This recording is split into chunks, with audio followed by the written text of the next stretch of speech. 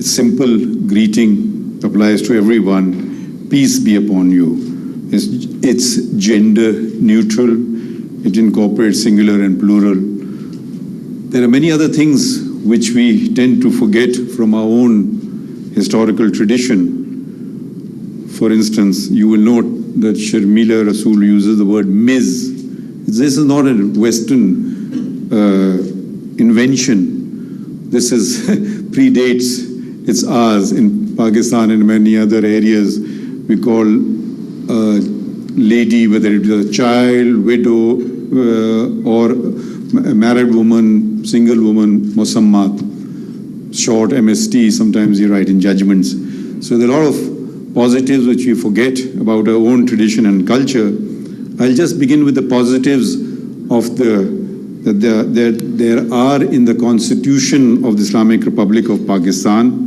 And I quote from the Constitution, and it says, "Steps shall be taken to ensure full participation of women in all spheres of national life." So this is part of a Constitution, and legislation is subordinate to the Constitution and must conform with the Constitution, cannot conflict with it.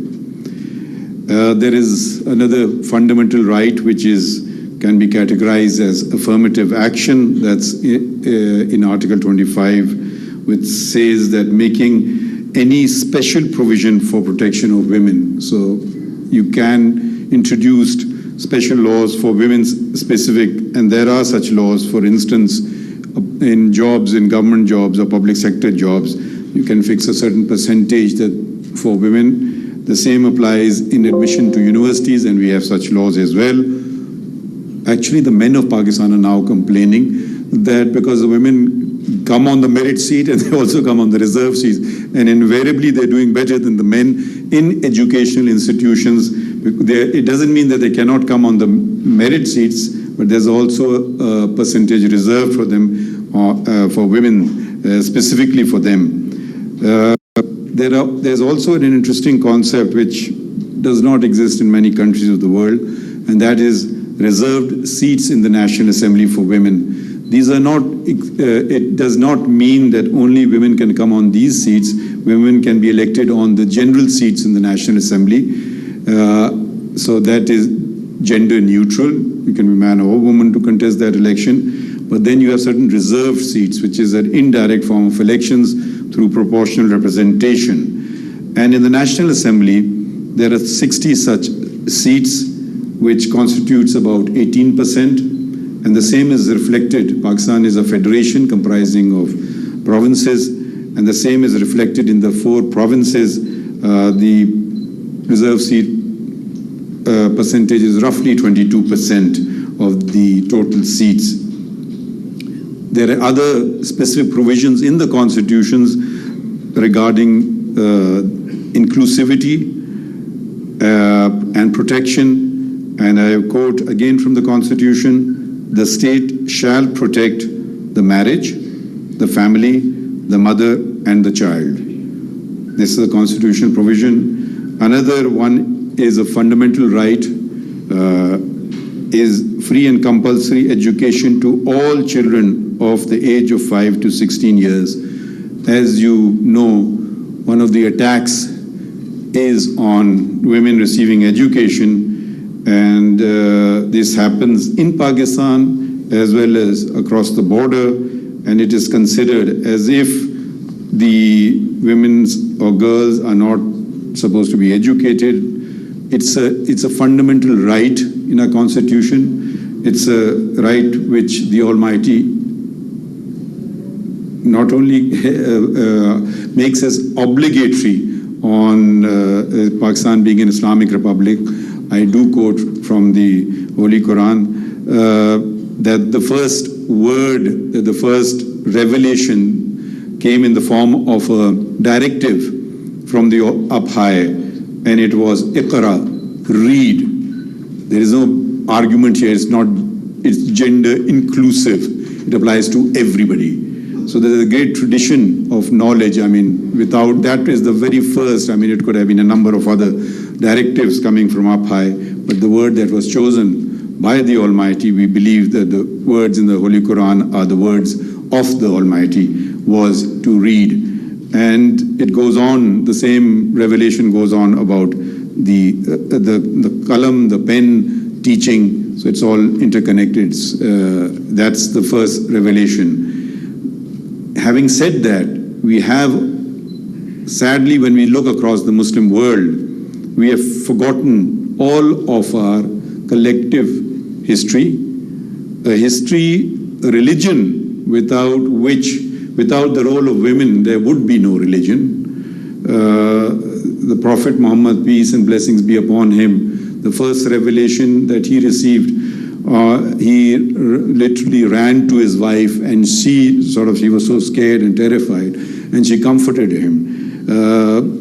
We Muslims, it's a pillar of our faith to Hajj once in a lifetime. If you can financially afford it, it was the running of a mother, and every Muslim has to emulate that example of running in the footsteps of the mother, the Sai at Makkah, where we literally run in the footsteps of Bibi Hajira, peace be upon her, and her son, the Prophet Ismail, peace be upon him. So these are traditions which we have forgotten. Maryam is the most revered of women, named more so than in the Bible. Chapter of the Quran is named after her. And many of the laws in Pakistan connect religion with the laws in Pakistan. For instance, there is, in the Pakistan Penal Code, these are the offences that are that various offences are compiled together in the Pakistan Penal Code, and all offences, chapter 16, which is against the body, which includes murder, section 338F specifically states that where the language is not clear, you will be guided by the Holy Quran. I said I'll mention the negatives. A negative is what in the West has come to be known as honor killings. Yes, they do take place. Unfortunately, the word honor has been, the word that is used here is ghairat, which has been mistranslated to honor. Actually, it comes closer to arrogance. And arrogance is takabbur. And takabbur is a sin in Islam. Hell, and I quote from the Holy Quran, hell is the abode of the arrogant. This is chapter 16, verse 29, and again on chapter 39, verse 72. So there is this great tradition.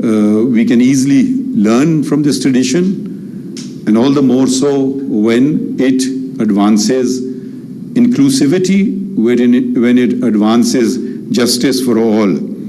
There is, for instance, honor killing cases we come across, but there's another concept of a law which does not exist in any, I have to be careful with language nowadays, with Western countries, for want of a better phrase, let's put it this way. If you accuse, impute the character of a woman, insinuate something immoral about her, in Islam it is a criminal offense. It's called qazf, and it has also been incorporated into the law of Pakistan, a law sadly which is rarely, if ever, applied. And it's in two laws actually. It's the qazf specific law which mandate a punishment, which is the punishment in the Holy Quran of 80 lashes, and also in section 496 of the Pakistan Penal Code prescribing a punishment of 5 years. Sadly, this is, if I've never come across it being really implemented.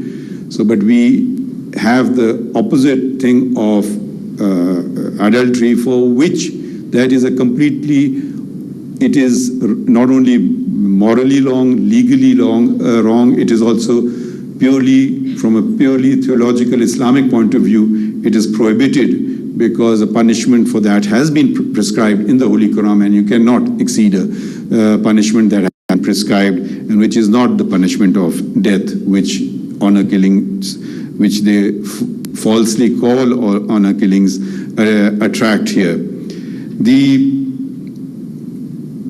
The other aspect here is that for the punishment of adultery, the test is so severe, it is almost impossible. Whether loose charge is made against a woman and she's done to death,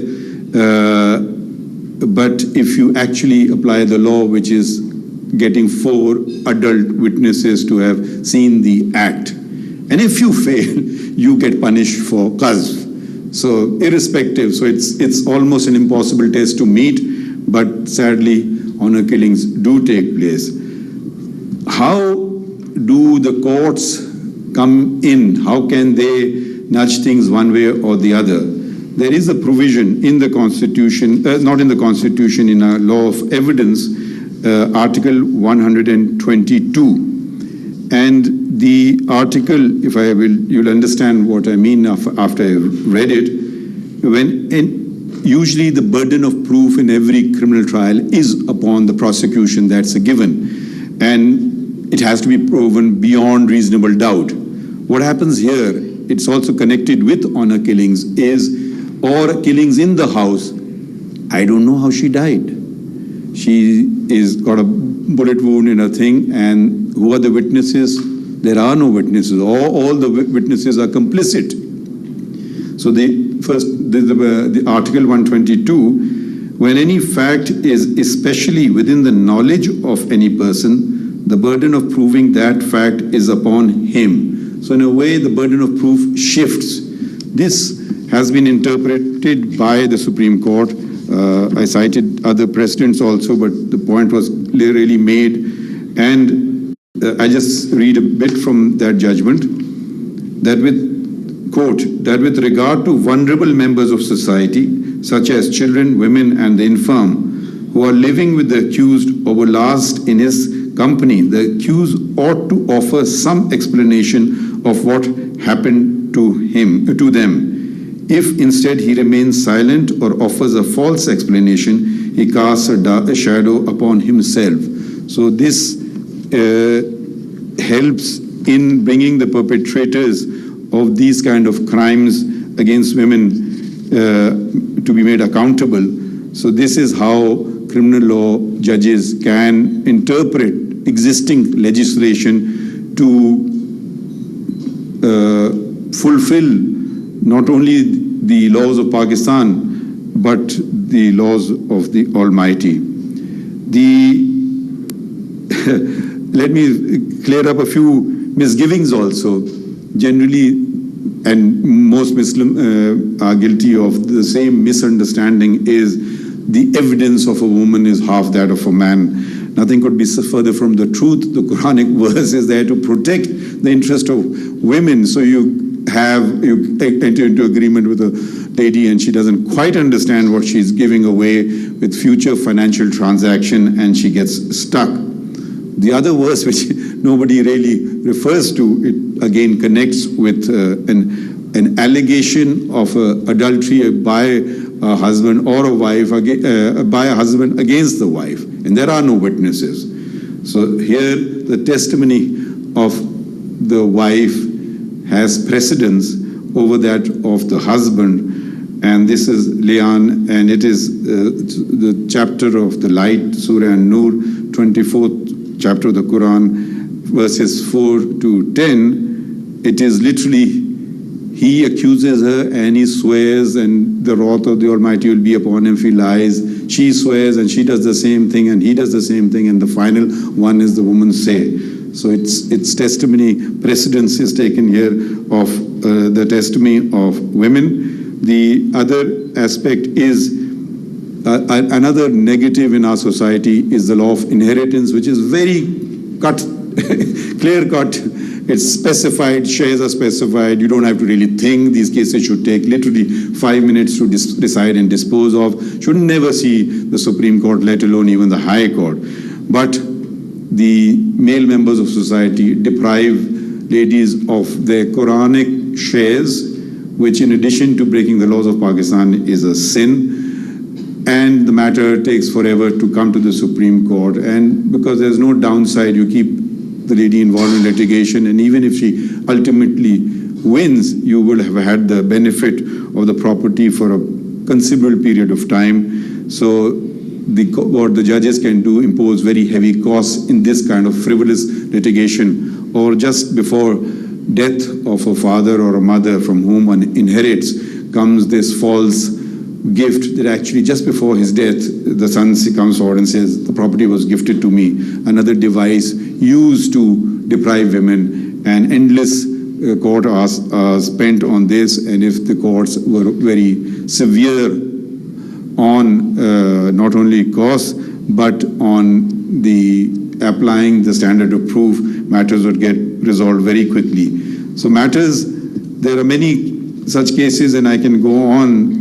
While there are positives, but there are also negatives. So these are the devices that one come and use, because the Constitution, I don't think there is any fault in the Constitution. The laws are also pretty all right. It is the application of the laws, and here the courts come in, and all of us come in, and how you apply the laws and how do they get a particular result. Another aspect is societal, which judges can't change, society changes. The founder of the nation, Muhammad Ali Jinnah, who we lovingly refer to as Qaid-e-Azam, the great leader, always because his marriage didn't last, his sister went with him everywhere. He ensured that in the highest body of the All India Muslim League, there was a lady, you've seen in the photographs, and that tradition, unfortunately, is waning, and we don't see men who are in office accompanied by wives. This also has a very positive effect, in my opinion. So if we project, that is something which we can easily redress and resolve, all of us. And so I will just conclude by clarifying that I've given a lot of thanks, but the actual person who deserves the thanks is Justice Mansoor Ali Shah, who has not only made this possible, who has also not made this possible, but is in charge of the Federal Judicial Academy, and from a more or less dormant organization has brought it to life. Thank you very much. Chief Justice